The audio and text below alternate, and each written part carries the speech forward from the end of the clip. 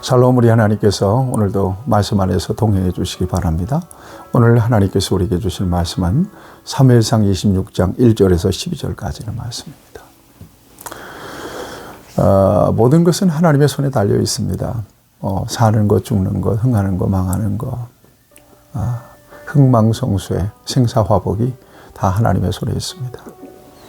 우리가 열심히 노력해서 최선을 다하면 우리의 목적을 이루고 꿈을 이루고 잘 살 수 있을 것 같지만 절망의 말씀입니다. 우리의 인생의 주권은 하나님의 손에 있습니다. 그래서 오늘 우리의 삶의 자리에서 하나님의 뜻을 살피고 우리 향하신 계획을 저와 여러분들이 이해하고 하나님의 뜻에 순복할 수 있어야 합니다. 세상을 살다 보면 내 뜻과 하나님의 뜻이 충돌할 때도 있습니다. 내 뜻이 훨씬 더 옳고 선해 보일 때가 있습니다. 하나님의 뜻대로 가면 돌아가는 것 같이 아주 힘들고 어려울 수도 있습니다. 그럼에도 불구하고 우리의 선택은 온전히 하나님의 뜻에 있어야 합니다. 하나님의 뜻에 우리의 의지를 굴복시키고 복종시켜야 합니다. 여기에 성공이 있고 여기에 복이 있습니다.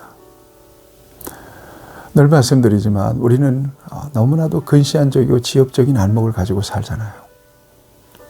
너 인생이 무엇이냐? 아침에 잠깐 있다가 사라지는 안개니라. 야고보서의 증거입니다. 우리는 아주 근시안적인 안목을 가지고 삽니다. 내일 일을 우리가 알 수 없습니다. 그런데 비해서 우리 하나님은 우리의 모든 전부를 다 아십니다. 알파와 오메가 되시고 처음과 나중이 되시지 않습니까? 누구의 판단이 옳고 누구의 생각이 옳으시겠습니까?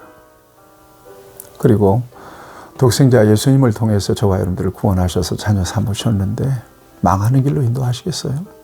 실패하는 길로 인도하시겠어요? 우리를 향한 하나님의 계획은 언제나 최선인 것을 믿어요. 오늘 비록 힘들고 어려워도 결국 저와 여러분들은 망할 수가 없어요. 하나님의 손이 우리를 붙잡고 계시기 때문에 그렇습니다. 소망을 가지세요. 내 방법을 조금 내려놓으시고 하나님의 뜻대로 한번 순종해 보시죠. 하나님과 더욱더 친밀한 관계를 유지하시고 언제나 말씀과 기도 속에서 하나님과 함께하는 저와 여러분들이 될 때 저와 여러분들은 반드시 하나님의 목적 안에서 성공적이고 승리하는 삶을 누리게 될 것입니다. 이걸 잘했던 사람이 다윗입니다. 다윗의 시편을 보면 하나님의 주권을 드러내는 시들이 굉장히 많아요. 하나님이 하셨다는 거예요. 하나님이 도우셨다는 거예요.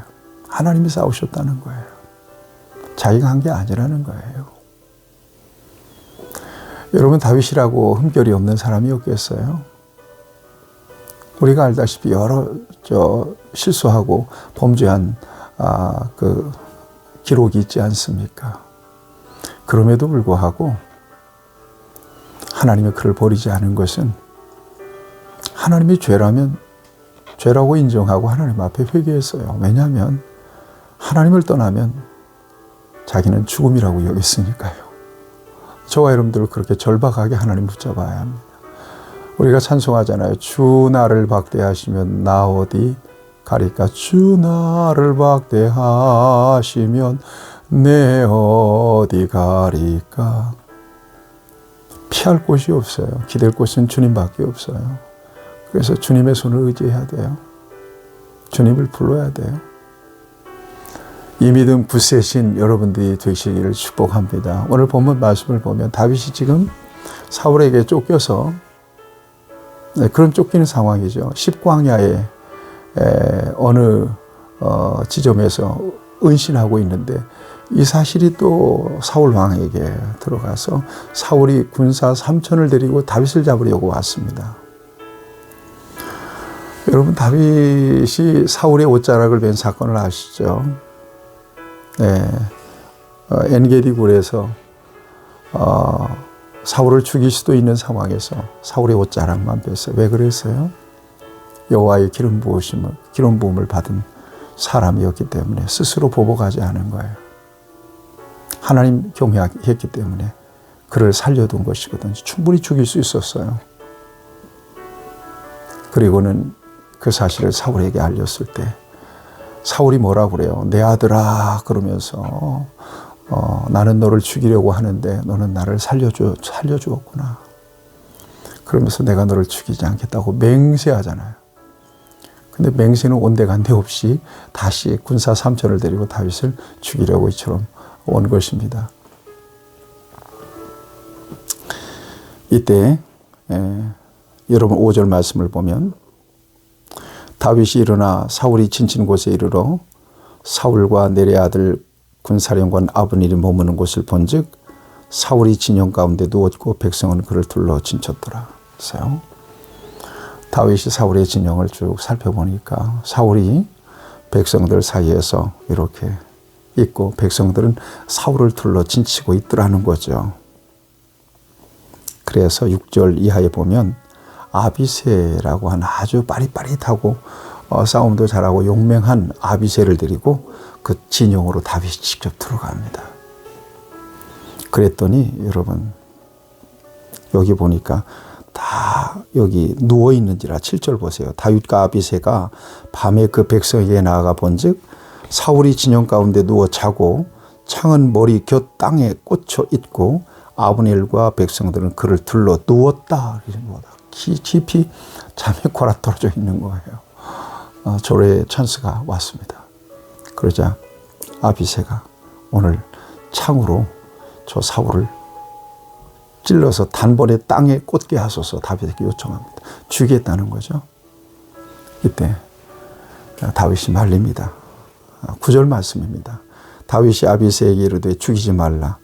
누구든지 손을 들어 여호와의 기름 부음을 받은 자를 치면 죄가 없겠느냐 하고 그리고 10절 말씀을 보세요. 다윗이 또 이르되 여호와께서 살아계심을 두고 맹세하노니 여호와께서 그를 치시리니 여호와께서 그를 치시리니 보복을 원수 갚는 것을 누구의 손에 맡겨요? 하나님 손에 맡겨요. 여러분 이거 굉장히 중요합니다. 하나님이 세웠으니까 하나님이 죽일 수도 있고 끌어내릴 수도 있는 권한이 하나님의 손에 있다는 사실을 인정하죠.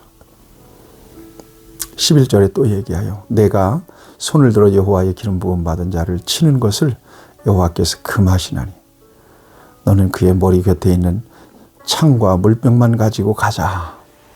하나님이 금하셨다는 거예요. 내 감정이냐 하나님의 뜻이냐 내 의지냐 하나님의 뜻이냐. 이 선택의 기로에서 내 뜻대로 하면 쉽죠. 사울 죽이면 끝나는 거예요. 요나단, 사울의 아들 요나단도 이미 다윗이 권력을 잡을 것을 알았어요. 당신이 먼저다. 나는 당신 뒤다. 당신이 왕이 되거든. 당신의 왕국이 이루어지거든. 나와 내 가족들의 생명을 당신께 맡긴다. 돌봐달라.